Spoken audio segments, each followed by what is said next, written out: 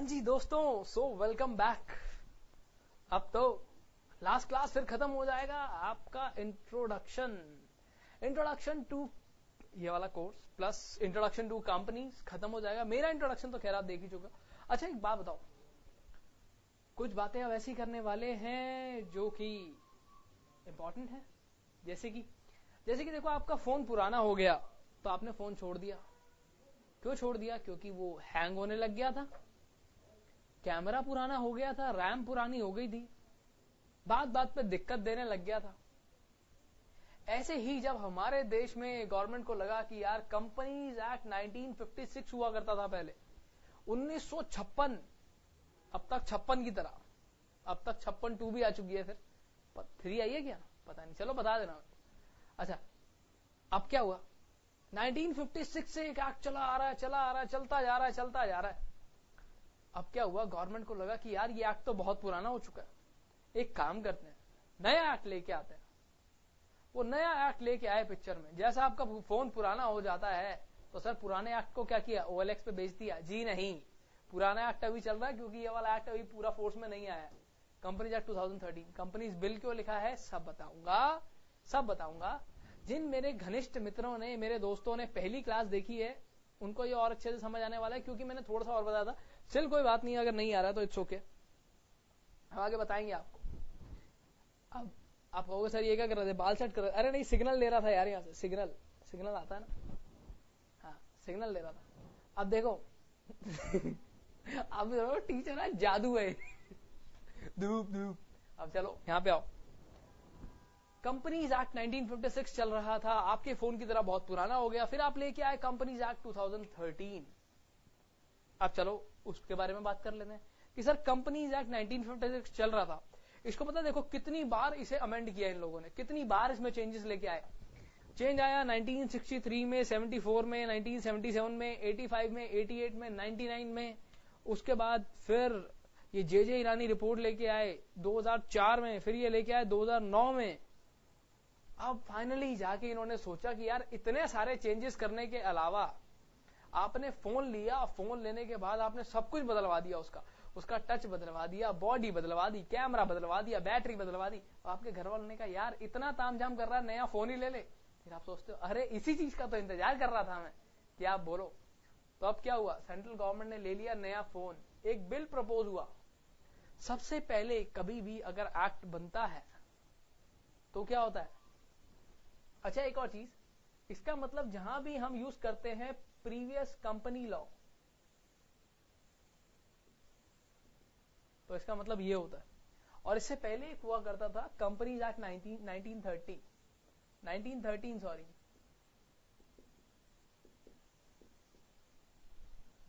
ये previous company law का ये एक्ट का मतलब है। इससे पहले का भी कोई हो तो मैंने तो सुना नहीं, इससे पहले से भी कोई कंपनी आ रही है। खैर चलो इतना बहुत है। अभी ना इसका कुछ ना कुछ इनफोर्स है, क्योंकि अभी हमारा कंपनीज एक्ट, हमारा नया वाला फोन पूरा आया नहीं है, आ चुका है पर बैटरी नहीं है, चार्जर नहीं है, कुछ सामान है ऐसा जो पूरा नहीं है, या कुछ ऐसे फीचर्स हैं जो आपके फोन में है जो चलते नहीं है। तो आप उसके लिए क्या करते हो, देखो आप फोन करने के लिए तो आपके पुराने फोन से फोन करते हो, सब कुछ इंटरनेट वगैरह उसमें बंद कर देते हो ताकि वो बैटरी बैकअप दे, और नए फोन से आप बस गेम खेलते हो, इंटरनेट चलाते हो, है ना, यही करते हो ना। अच्छा चलो यहां पे आते हैं। तो अब क्या बात हुई थी, ये इनफोर्स अभी भी है, और ये वाला सब प्रीवियस हो चुके हैं। तो प्रीवियस अगर कंपनी लॉ कभी बोलता है तो ये वाला और ये वाला, इसका मतलब ये है। अब देखो दोस्तों, इसके बाद प्रपोज हुआ, कभी भी कोई भी एक्ट बनता है, जिन लोगों ने फर्स्ट क्लास देखी है उनको अभी एकदम से क्लिक कर जाएगा, जिन्होंने नहीं देखी है मैंने आपको पहले कहा था कि फर्स्ट क्लास प्लीज मिस मत कीजिए, ये इधर रिलेट कर रहा है, इसलिए वो थोड़ा, इसलिए आपको लंबा भी लग रहा था। चलो कोई बात नहीं। स्टिल सबसे पहले क्या होता है, एक बिल को प्रपोज किया जाता है, कोई भी काम फाइनल होता है। आपने नया फोन लेना था, इसके लिए क्या हुआ, पहले एक प्रपोजल रखा गया कि यार तू नया फोन क्यों नहीं ले लेता, यही प्रपोजल हुआ। यार सब कुछ तो चेंज करा लिया इसमें, इतने सारे चेंजेस आ गए थे इसके अंदर, 1956 वाले के अंदर गिनवाया ना मैंने आपको, इतने चेंजेस आ चुके थे, इतने चेंजेस की हद नहीं थी। गवर्नमेंट ने सोचा नया फोन ही ले लो भैया, नया एक्ट ही लेके आ जाओ। अब नया एक्ट लाने के लिए क्या हुआ, सारे काम प्रपोज होते हैं पहले। लड़की को बात करने जाओगे, प्रपोज करने जाओगे, जब तक वो हाँ या ना नहीं करेगी तब तक क्या होगा, वो प्रपोजल ही तो होता है ना। या लड़की किसी लड़के को प्रपोज करने जाएगी तो क्या होगा, पहले वो प्रपोजल ही तो होगा, उसके बाद जाके वो हाँ या ना में कन्वर्ट होगा। हाँ हो गया तो कंसेंट, ना हुई तो डिनायल। अब चलो आगे चलते हैं। कंपनीज बिल 2012, सबसे पहले एक बिल होता है जो प्रपोज होता है, एक बिल की फॉर्म में प्रपोज किया जाता है उसे। अब जो लोग, आप हमारे दोस्त जो पहली क्लास देख चुके हैं वो कहेंगे जल्दी चलाओ सर जल्दी चलाओ। दोस्तों कोई बात नहीं, बहुत बार ऐसा भी होगा, हो सकता हो कि अभी कुछ लोगों को एक चीज नहीं आती, बाद में हो सकता है कि आपको वो पर्टिकुलर चीज ना आती हो, तो आराम से चलते हैं, कोई बात नहीं, 5 मिनट से ऊपर नहीं लेगा।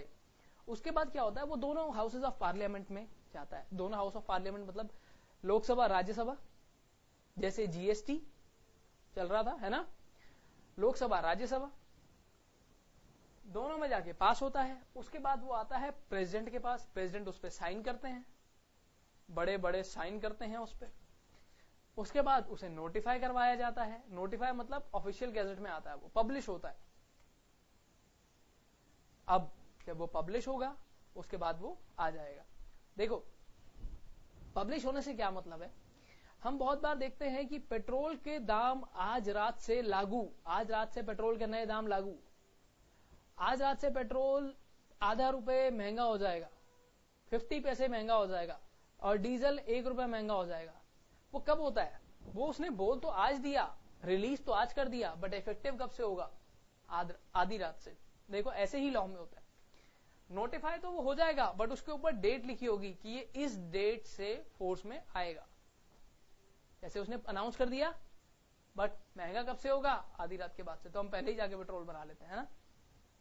अब चलो यहां आते हैं, यहां देखते हैं। कंपनीज बिल आया था 2012 में, और जिससे ये क्या बना, कंपनीज एक्ट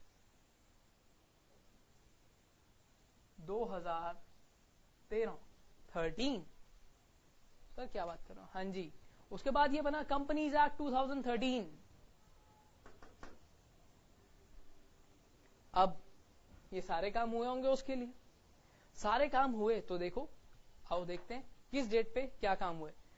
सबसे पहले ये आया लोकसभा में, ये काम हुआ 18 दिसंबर 2012 या 12 18 दिसंबर 2012 को ये इंसान आया लोकसभा में। लोकसभा में या राज्यसभा, किसको पहले लोगे, अल्फाबेटिकली देख लो ना यार। हाँ 18 दिसंबर।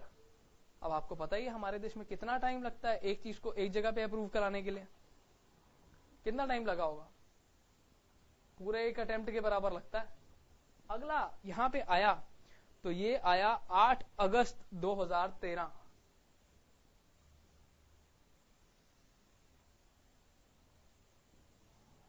आया नहीं, एक्चुअली यहां पे पास हुआ था 18 दिसंबर 2012 को और 8 अगस्त 2013 को, ठीक है।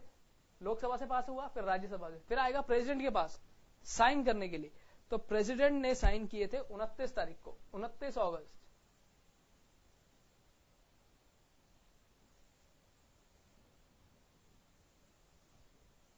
और नोटिफाई हुआ था ऑफिशियल गैजेट में। नोटिफिकेशन ना हमेशा ऑफिशियल गैजेट में होती है, ध्यान रखना। ऐसे नहीं होता कि न्यूज पे अनाउंस कर दिया काम चल जाएगा। 30 अगस्त 2013 और सबसे पहले आया था सेक्शन नंबर 1 इसी डेट पे।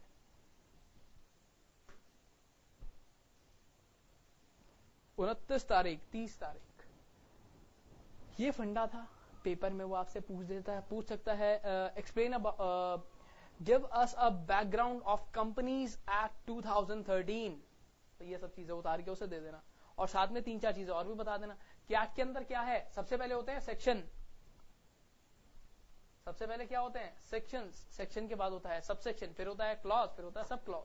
बट जैसे हमारी एक नोटबुक है, जैसे ये स्टडी मटेरियल है, जैसे मैंने आपको दिया हुआ है, उसके अंदर है कुछ सेक्शंस, कुछ चैप्टर्स, है ना। ऐसे ही लॉ के अंदर कुछ चैप्टर्स होते हैं, कुछ शेड्यूल्स होते हैं और कुछ सेक्शंस होते हैं। तो इसमें सेक्शन है, सेक्शन नंबर टोटल है 470, 470, 420 में 50 का नोट और लगा दो, 470। अब चैप्टर्स हैं 29 और शेड्यूल हैं 7, 470 सेक्शंस, 29 चैप्टर्स एंड 7 शेड्यूल्स। दोस्तों बस अब उसने पूछ लिया बैकग्राउंड ऑफ कंपनी तक, सीधा उतार के दे देना, खत्म। आई बात समझ? इतनी सी तो बात है। पुराने वाले के बारे में बता, थोड़ा सा बताना होगा, ठीक है, नहीं तो नए वाले के, अब वो नए वाले फोन के बारे में पूछेगा तो आप नए वाले के फोन के बारे में सब बता दोगे कि भैया ये ऐसे ऐसे है, इसका बैकग्राउंड ऐसे ऐसे है, पुराने वाला खराब हो गया था तो हमने नया वाला लेके आ गए, नए वाला लेके आ गए तो इसके अंदर तो और बढ़िया काम हो रहा है, इसमें सेक्शंस कम है पर फिर भी ये बढ़िया काम कर रहा है। कैसे? जैसे जैसे धीरे चलोगे पता चल जाएगा। और एक और बात बताऊं आपके साथ फायदा क्या है, जब 1956 चला करता था तो बहुत सारे ऐसे लोग थे जो हमसे भी अच्छे एक्सपर्ट्स थे, है ना। अब इसे आए हुए टाइम ही कितना हुआ है, कितना सीख लिया होगा उन लोगों ने, कितना, मतलब अब तो बराबर चलेंगे सब, देखना। अब आया है लिफ्टिंग ऑफ कॉर्पोरेट व्हील, मतलब ये कंपनी लॉ भी हमने खत्म कर दिया, ये फीचर्स भी खत्म कर दिए थे, कंपनी लॉ भी। अब आया lifting of corporate wheel. Corporate veil, veil का मतलब होता है पर्दा, पर्दे में रहने दो, पर्दा ना उठाओ, पर्दा जो उठ गया तो राज खुल जाएगा, ऐसे कुछ एक करके गाना भी था बहुत पुराने जमाने का, ये तो शायद जब मैं छोटा था तब आया करता था, अच्छा इतना नहीं होगा पता नहीं, बट स्टिल ऐसे कुछ लाइंस है, अपने पेरेंट्स से पूछना बताएंगे, कुछ ना कुछ ऐसा आया था, मुझे एग्जैक्टली याद नहीं है। पर्दे में रहने दो, पर्दा ना उठाओ। So lifting of corporate veil, veil का मतलब होता है कर्टेन। मतलब एक छोटी सी बात है कि sir lifting of corporate veil क्या शेयर होल्डर खुद कर सकता है? नहीं, it is always done by court, by court only, not by share holders. Paper में हो सकता है परेशान करने के लिए पूछ दे, कहीं वो सोचे कि आप क्लास में होंगे, हो सकता है क्लास में आपका ध्यान कहीं और टीचर ने पढ़ा दिया हो, not by share holder, it is to be done only by court. अगर हो सकता है आपका ध्यान इस टाइम पे क्लास में ना हो तो पेपर में ये आ जाए, फिर क्या होगा? डब्बा गोल, तारे जमीन पर ईशान अवस्थी की तरह ना। इसलिए क्लास में फोकस रखना बहुत जरूरी है। अब ये तो बात हो गई, ये सारी बात तो सर आपने बता दी, अब आगे बताओ क्या किया जाए। तो इसके अंदर इसने कुछ सर्कमस्टांसेस बताए, कुछ सिचुएशंस बताई, यहां लिख देते हैं सर्कमस्टांसेस।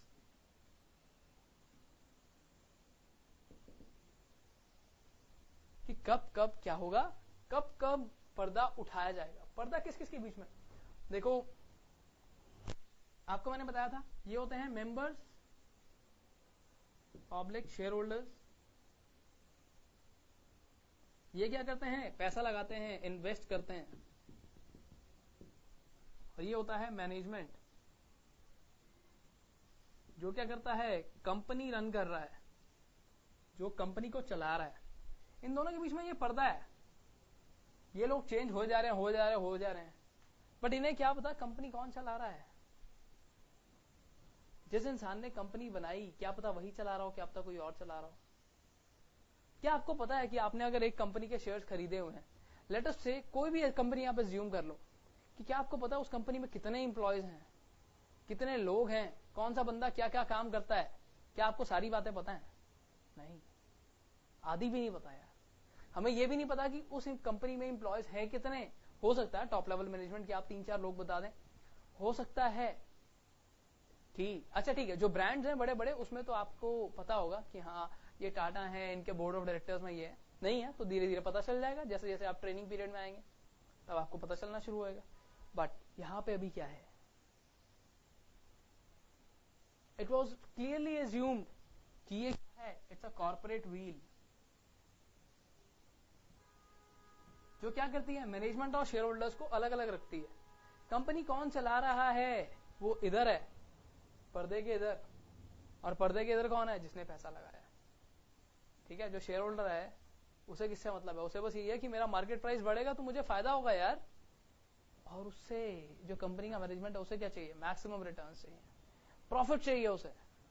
अब देखो, अब देखते हैं कौन कौन से सर्कमस्टांसेस हैं जब क्या करना है। जब पर्दा उठा दिया जाएगा, पर्दे में रहने दो, पर्दा ना उठाओ, पर्दा जो उठ गया तो राज खुल जाएगा। पर्दा उठ जाएगा तो क्या होगा, राज खुल जाएगा। ये पर्दा उठेगा तो कौन सामने आ जाएगा, ये लोग। अच्छा एक बात बताओ, जनरली हम कैसे देखते हैं, एक और तरीका इसे और इजीली समझने का, जैसे कि अगर आपको पता है कि जैसे रिलायंस है, रिलायंस के अंदर कंपनी चला कौन रहा है, मिस्टर मुकेश अंबानी, अनिल अंबानी, ये बड़े बड़े नाम हैं, ये कंपनी चला रहे हैं। कंपनी का मालिक कौन है, कौन है सर, ये लोग खुद होंगे। कितने होंगे यार खुद, 20%, 30%, 40%, बस। बाकी का 60% किसके पास है, इन्हीं के पास होगा। नहीं, लोगों के पास शेयर्स हैं बहुत छोटी छोटी डिनोमिनेशंस में, किसी के पास 1, 2, 10, 15, 20 जितने हो सकते हैं। अब दिख कौन रहा है, ये कहां है, फ्रंट में है यार ये लोग, और पीछे कौन है, ये लोग कहां है, बैक। ये फ्रंट है, दिखता कौन है, ये लोग। इसके अलावा कौन दिखता है, कोई भी नहीं, कोई भी नहीं। आपको क्या पता होगा, क्या पता आपके पड़ोसी ने ही रिलायंस के अंदर शेयर्स खरीदे हुए, तो क्या वो शेयर होल्डर सामने होगा, नहीं। सामने कौन होगा, वही कंपनी का ग्रुप जो काम कर रहा है, दैट्स इट। यही अब लॉ ने कहा कि ये जो पर्दा है, ये पर्दा उठा के देख लिया जाएगा कि भैया कौन कौन है पीछे, कौन कौन नहीं है। कब कब देखोगे, अब आओ देखो, पेपर में क्या पूछ सकता है, list out the circumstances in which the lifting of corporate wheel shall be done. ठीक है, अब देखो, कमीशन ऑफ फ्रॉड और इम्प्रॉपर कंडक्ट। आपने कोई फ्रॉड कर दिया तो क्या होगा, फ्रॉड, धोखा दे दिया आपने, आपकी कंपनी ने धोखा दे दिया तो क्या होगा भैया, लपेट दिया जाओगे। किसी फ्रॉड का काम है। इम्प्रॉपर कंडक्ट, कुछ कंडक्ट था जो आपने इम्प्रॉपर तरीके से कर दिया, कुछ काम होना चाहिए था जो आपने इम्प्रॉपर तरीके से करा। जो कंपनी के अफेयर्स हैं वो प्रॉपरली कंडक्ट नहीं हो रहे हैं तो भी गड़बड़ हो जाएगी। अब corporate facade rely only on agencies instrumental,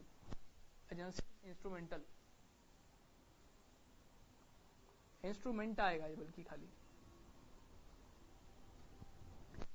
corporate फैस्केड क्या होता है, ये होता है कि जो आपके सामने आ रहा है वो सारा कुछ किसके ऊपर आ रहा है, सिर्फ और सिर्फ एजेंसी के इंस्ट्रूमेंट पे रिलाई करने पे आ रहा है। एक तरीके का जो आपको दिखाया जा रहा है वो सिर्फ और सिर्फ एक इंस्ट्रूमेंट के बेस पे दिखाया जा रहा है, तो क्या हो सकता है, उठा के सारा काम चेंज हो जाएगा। Conflict with public policy. Public policy मतलब हमारी पब्लिक पॉलिसी क्या है, भारत की पब्लिक पॉलिसी क्या है, लोगों में अमन चैन शांति बनाए रखना। कंपनी क्या कर रही है, गड़बड़ कर रही है यार कोई, तो भी गड़बड़ है, गड़बड़ है, घोटाला है, पब्लिक पॉलिसी के साथ कॉन्फ्लिक्ट कर रहा है, गड़बड़ कर रहा है, किसके साथ, पब्लिक पॉलिसी के साथ। Company having enemy character, enemy character मतलब दुश्मन।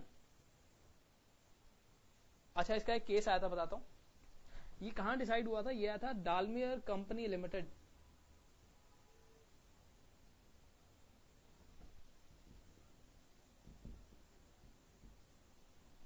Versus Continental tyre. Continental tyre तो सुना है ना, ऐड भी आती है।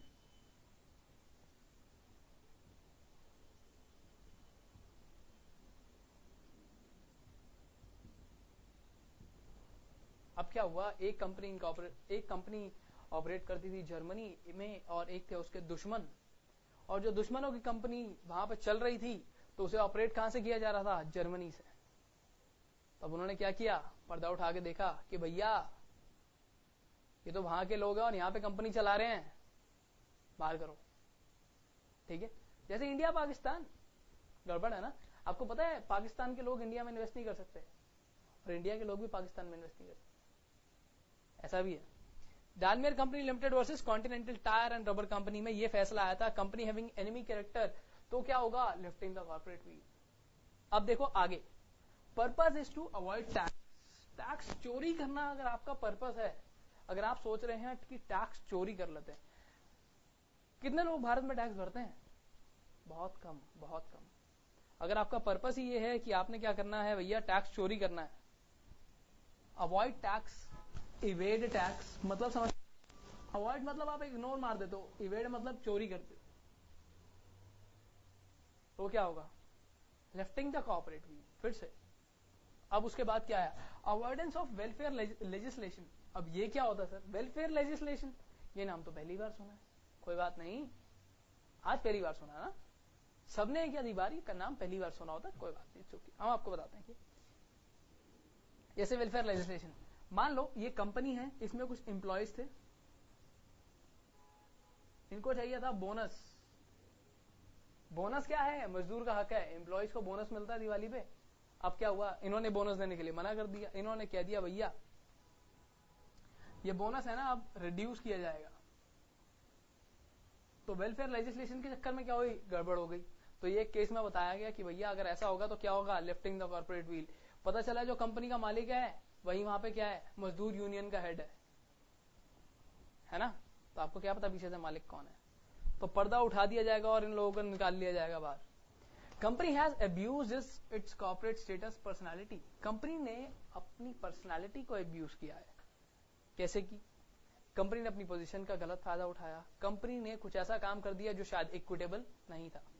अब आइए दोस्तों रिवाइज करते हैं, कोई बात नहीं, थोड़ी सी बोरियत हो रही है, बट ये वाला यार है ही ऐसा यार, lifting the corporate wheel, but paper में आ गया तो सोचो अब तो अच्छा लगेगा। कंपनीज एक्ट पुराना था, नया आ गया, 2012 में प्रपोज हुआ, नया वाला बन गया कंपनीज एक्ट 2013। 18 दिसंबर को लोकसभा, 8 अगस्त 2013, 29 अगस्त और 30 अगस्त।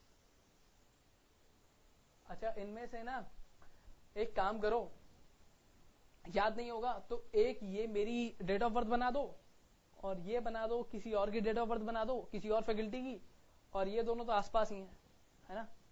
तो इसे ऐसे याद कर लेना रिजल्ट के बाद, है ना, रिजल्ट के बाद। सेक्शंस कितने हैं, ये किसमें की बात कर रहा है, कंपनीज एक्ट 2013 की बात कर रहा है। कंपनीज एक्ट 2013 में सेक्शंस कितने हैं, 470, 29 चैप्टर्स एंड 7 शेड्यूल्स। अब देखो lifting the corporate wheel, sir फिर से आ गए ये सिरदर्द टॉपिक पे, क्या करूं पेपर में आ गया तो आ जाएगा, तो अगर मुझसे पूछ के आएगा तो फिर तो मैं आपको पता ही है ना, मैं वही चीज पढ़ाऊंगा जो पेपर में आने वाली है। कोई बात नहीं, ओके, होता है कभी कभी, थोड़ी सी पेशेंस रखो। Lifting the corporate veil, veil का मतलब कर्टेन, मतलब ये जो पर्दा है इसे हटा दिया जाएगा और इन लोगों को सामने लाया जाएगा कि भैया जो तुम बैक में हो ये यहाँ पे आ जाएंगे, फिर फ्रंट पे कि हम हैं मालिक, सरेंडर कर देंगे। कब कब, ये सिर्फ कोर्ट से हो सकता है, याद रखना, कोई और इंसान नहीं कर सकता। फ्रॉड हो, इम्प्रॉपर कंडक्ट हो, तो एक एजेंसी के सिर्फ एक इंस्ट्रूमेंट पे आपको रिलाय करना पड़ रहा है, जो आपको दिखाया जा रहा है वो सिर्फ और सिर्फ एक इंस्ट्रूमेंट पे आपको रिलाय करना पड़ता है।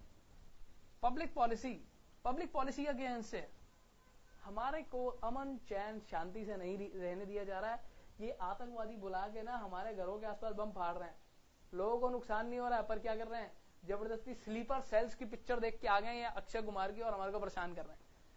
एनिमी कैरेक्टर, नीचे ये केस जरूर लिख देना उसका। Purpose is to avoid tax और avoidance of welfare legislation. Corporate status या पर्सनालिटी को कंपनी ने क्या किया है, अब्यूज। तो क्या होगा, ये लोग जो पीछे हैं ये कहां जाएंगे, आगे। अब दोस्तों अब एक काम करो, ये वाला सब आप नोट करो, मैं अभी स्क्रीन के बाहर जाऊंगा, हाँ जी मैं अभी स्क्रीन के बाहर जाऊंगा, आप इसे पॉज करेंगे और फिर नोट कर लेंगे, फिर हम अगली क्लास में, फिर हम इसी क्लास में मिलेंगे, इसी क्लास में मिलेंगे और उसके बाद मैं आपको बताऊंगा कि इलीगल एसोसिएशन क्या होता है, और इसी के साथ ये वाली क्लास हो जाएगी खत्म। ठीक है, छोटा सा कंसेप्ट है, बहुत छोटा सा, 2-3 मिनट और लगेंगे बस। छूटे वो तो हमने टाइम में देख लिया, 2-3 मिनट लगेंगे, है ना, ऐसे बोलते होगे ना आप जो वहां पे बैठे होते होगे। कोई बात नहीं, जल्दी से नोट करो।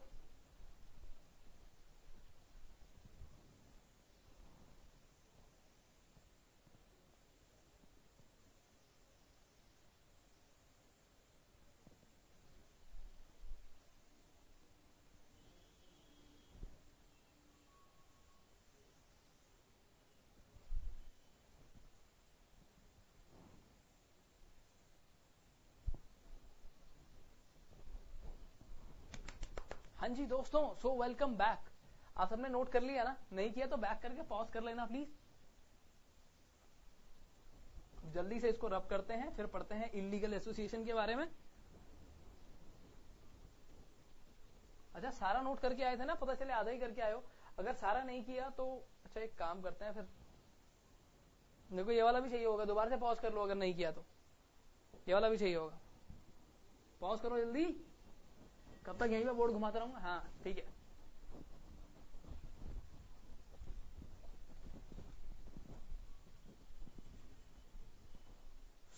अब आए हम आखिरी टॉपिक पे। अब हमारा क्या, ये भी हो गया ना, ये वाला कंपनी लॉ भी हो गया। अब ये बचा है illegal association. Illegal association sir होता क्या ये? बता रहा हूं यार, बता रहा हूं, रुक तो जाओ।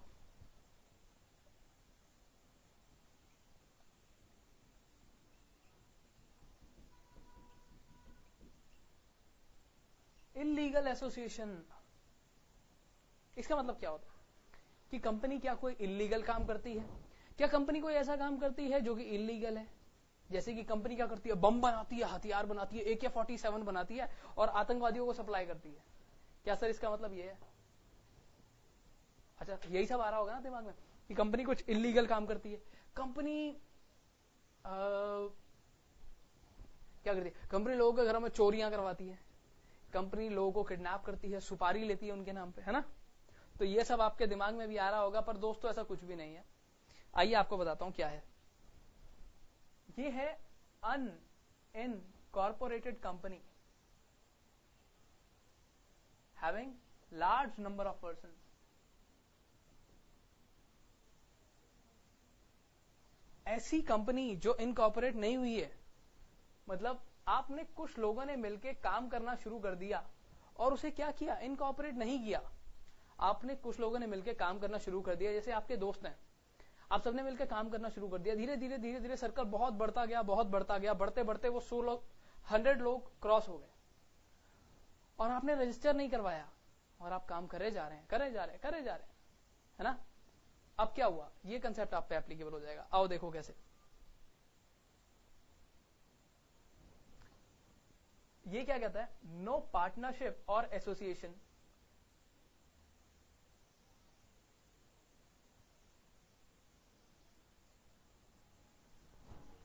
एसोसिएटेड लिख दिया मैंने भी, बताओ। मेरा ध्यान आपकी साइड होता ना, गलत तरह लिख देता हूं मैं, कोई बात नहीं, अच्छी बात है, इससे पता चलता है कि मैं आपका कितना ध्यान रखता हूं। अब देखो, no partnership of association having, ये साइन पता चलता है ना, मोर देन, जिस साइड मुंह खुला होता है उस साइड बड़ा होता है। हम कभी कभी यूज करेंगे तो परेशान मत होना। Number of person prescribe, prescribe देखो हमेशा क्या होगा, लॉ हमेशा आपको ऐसे ही लिख के देगा कि जितने, इतने बंदे जितने हमने क्या करें, प्रेस्क्राइब करें। अच्छा, अब ये वाला concept does not apply to,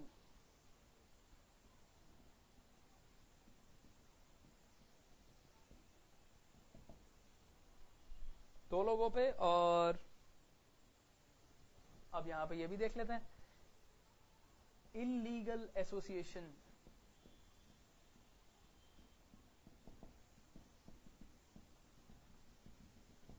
can not, क्या क्या काम इलीगल एसोसिएशन नहीं कर सकता। उसके बाद बस इतना सही है, बस इतना सही है, खत्म। 3 पॉइंट्स और हैं। चलो अब मैं आपको जल्दी से बताता हूं कि क्या लिखना है और क्या नहीं लिखना। इलीगल एसोसिएशन ये अलग है यार, इधर मिक्स मत करना, इंट्रोडक्शन इधर लिखा हुआ था मैंने, ये कर्टन भी अलग है।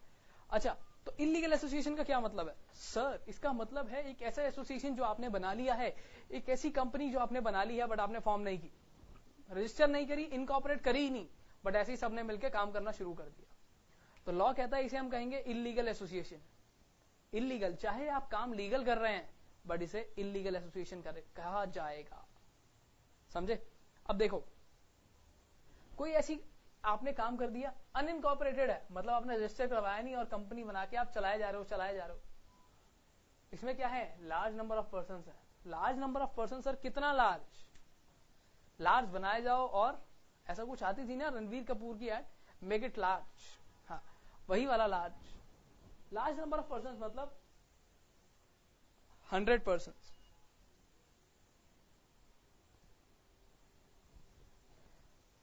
नो पार्टनरशिप और association having number of person prescribe, यानी कि 100%। पेपर कितने नंबर का आता है, वही 100 लिखना है यहां पे, बस खत्म। अब देखो हो जाएगा अनलेस रजिस्टर्ड एज कंपनी, और इसको आपको क्या करना है, अनलेस रजिस्टर्ड एज कंपनी। अब वो बताओ वो लाइन क्या थी, under this act or any other previous act. Under this act or any other previous act. This act का मतलब कंपनीज एक्ट 2013 और प्रीवियस मतलब 1956, और इसका है ये सेक्शन नंबर 464 है, आप चाहें तो नोट कर सकते हैं। डज नॉट अप्लाई टू, इसने क्या कहा कि देखो ये कंसेप्ट तो है बट ये अप्लाई नहीं होगा। किस पे अप्लाई नहीं होगा सर, आइए देखो। सबसे पहले ये अप्लाई नहीं होगा एचयूएफ पे। एचयूएफ का मतलब पता है, हिंदू अनडिवाइडेड फैमिली। अच्छा चलो, हमने बहुत बार ये कंसेप्ट हिंदी पिक्चरों में देखा है कि एक खानदानी बिजनेस चल रहा होता है, एक खानदानी बिजनेस चल रहा होता है बहुत बड़ा सा। उसमें क्या होता है कि जैसे हाँ, और घर के सारे मेंबर्स उसमें कंट्रीब्यूट करते होते हैं, वो सारे लोग मिलके यही काम कर रहे होते हैं, है ना। पहले जमाने में यही होता था, एक फैमिली बिजनेस चल रहा है जो कि पुश्ते फिर जनरेशन टू जनरेशन, पुश्तों से पुश्तों पे पास हो जा रहा है, generation to generation pass on होता जाता है। अब ऐसे ऐसे धीरे धीरे करके मेंबर्स बढ़ते जाते हैं, इसमें एक कर्ता होता है। ज्यादा चीजें आपने पार्टनरशिप एक्ट में पढ़ी होंगी, नहीं पढ़ी होंगी तो कोई बात नहीं यार, टेंशन मत लो, ये आपके पास अपने आप चल के आएगा। एचयूएफ, आई बात समझ, it is a sort of partnership firm जो किस लिए होती है, ज्वाइंट फैमिलीज, बहुत बड़ी फैमिलीज हैं और वो बिजनेस चलता जा रहा है। इसके बाद अगला पार्ट, एसोसिएशन और पार्टनरशिप फॉर्म्ड बाय प्रोफेशनल्स, अरे वाह, governed under special act.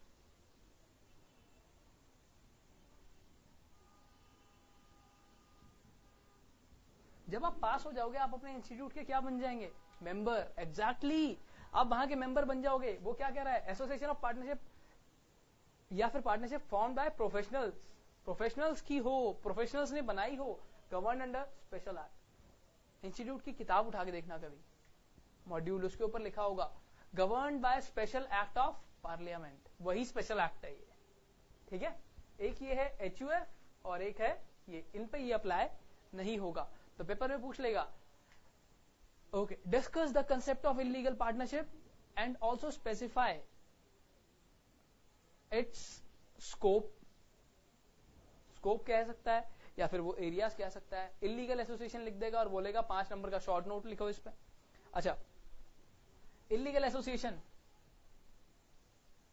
Can not enter into contract, कोई कॉन्ट्रैक्ट नहीं कर सकता, कोई काम नहीं कर सकता इलीगल एसोसिएशन। ऐसा कौन कह रहा है, सेक्शन नंबर 464 वो कह रहा है अगर आपने कर लिया और आपने रजिस्टर नहीं करवाई है ना तो आप कोई काम नहीं करोगे। Can not, you can not enter into any contract. और ये अगर कंपनी नहीं है तो वाइंड अप कैसे होगी, can not B wind up, मतलब बंद हो सकती है बाय ऑर्डर ऑफ कोर्ट। अगर कोर्ट भी ऑर्डर कर दे कि भैया आपको ये कंपनी बंद करनी है तो भी ये कंपनी बंद नहीं होगी। कैन नॉट, कोई काम नहीं कर सकते हैं, ये भी नहीं कर सकते हैं। Can not sue any member और आउटसाइडर। मतलब सू का मतलब क्या होता है, सुई लगाना, जो डॉक्टर आपको सुई लगाता है, सुई उई, जब आप ऐसे करते उई उई उई, नहीं नहीं नहीं, वो वाला सू नहीं है। सू का मतलब होता है केस फाइल कर देना। आपने बहुत बार सुना होगा, वो कहते हैं my credit card is not working, I am going to sue you for this. ये सब लाइन सुनी है, नहीं सुनी तो कोई बात नहीं, कभी सुनने को मिलेगी। सू का मतलब होता है केस फाइल कर देना। और आखिरी line, can not B sued by any member outsider for recovery of debts. वो कहता है कि सर आप किसी पे केस नहीं करेंगे और कोई आप पे केस नहीं कर सकता, चाहे वो केस रिकवरी ऑफ डेट्स के लिए ही क्यों ना हो. Can not be sued, can not sue. ना ये किसी पे केस करेगा ना कोई इस पे केस करेगा. Can not wind up by order of court, can not enter into any contract. अच्छा एक चीज और बता दूं कि आपका पेपर में आ जाए. एक लास्ट पॉइंट बहुत छोटा सा है. ये कौन सा केस है? कुमारा स्वामी चतियार. कुमारा स्वामी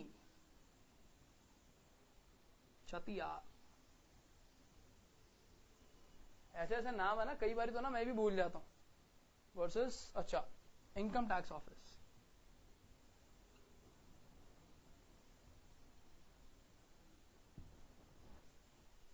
ये आया था 1957 में. रिवोल्ट ऑफ 1957 था, 1857 था. हाँ 1957 ही होगा.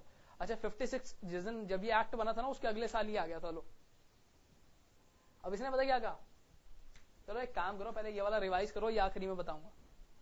इलीगल एसोसिएशन कौन सा था? इनकॉर्पोरेटेड. अनइनकॉर्पोरेटेड है. अनइनकॉर्पोरेटेड याद रखना, इनकॉर्पोरेट नहीं हुआ है. और लार्ज नंबर ऑफ पर्सन मतलब 100 लोग.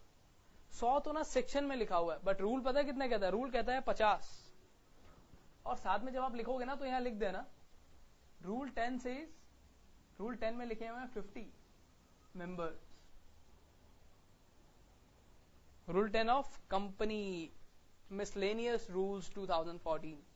कोई बात नहीं, इतना खतरनाक नाम कोई बात नहीं, स्टडी मैट में मिल जाएगा. सो रूल 10 में कितने लिखे हुए हैं? 50, बट सेक्शन में लिखे हुए हैं 100. तो पेपर में पूछे ना दोनों बता देना. दोनों कॉन्ट्राडिक्टरी हैं बट आप दोनों बता देना. ठीक है. क्या हुआ? नो पार्टनरशिप और एसोसिएशन जिसमें क्या है 100 लोग से ज्यादा है, और नीचे लिख देना एज पर रूल 10 50 मेंबर्स. तो वो क्या होगा? एक इलीगल एसोसिएशन हो जाएगा. जब तक वो रजिस्टर्ड नहीं हो जाता तब तक वो इलीगल है. Does not apply to HUF. खानदानी बिजनेस अगर किसी का चल रहा है और शुरुआत से चलता ही जा रहा है लाइफ टाइम वैलिडिटी की तरह, तो उस पर भी अप्लाई नहीं होगा. उसके बाद एसोसिएशन ऑफ पर्संस. अगर आप सब लोग प्रोफेशनल्स मिलके, जो आप जैसे हमारा इंस्टीट्यूट है यार, उसको कंपनी बनाने की जरूरत नहीं है. समझे? उसको company as a company register करने की जरूरत नहीं है. इसीलिए नहीं है क्योंकि एक तो उसका स्पेशल एक्ट है. स्पेशल एक्ट है और कौन चला रहा है? प्रोफेशनल्स. इसलिए illegal association can not enter into any contract, cannot be wind up by order of court, cannot sue any member, cannot be sued any member. ना उस पे कोई केस कर सकता है, ना वो किसी पे केस कर सकता है, ना कोई कॉन्ट्रैक्ट कर सकता है, और ना ही वाइंड अप हो सकता है कोर्ट के ऑर्डर से. बट एक केस आया, ये इसने पता क्या कहा? जो इलीगल एसोसिएशन है ना,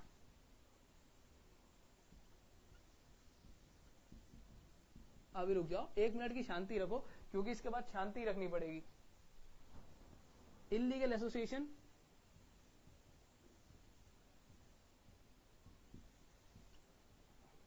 टैक्स पे करेगा.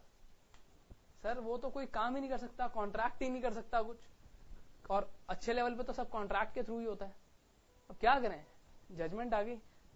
सर आप टैक्स भी पढ़ाते हो क्या? अरे यार टैक्स का ही तो पार्ट था, ये मैंने आपको बता दिया. देखा, डबल मजा सिंगल दाम, दिव्य मिगलानी है हमारा नाम.